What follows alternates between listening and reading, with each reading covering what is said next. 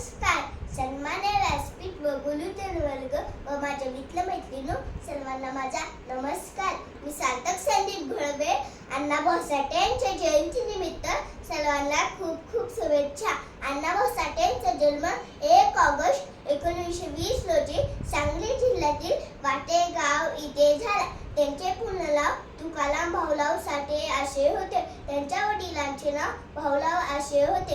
त्यांच्या आईचे नाव वालोबाई असे होते. त्यांनी गरिबी व भेदभावामुळे त्यांना शिक्षण घेता आले नाही. त्यांनी जीवनात खूप संघर्ष करावा लागला.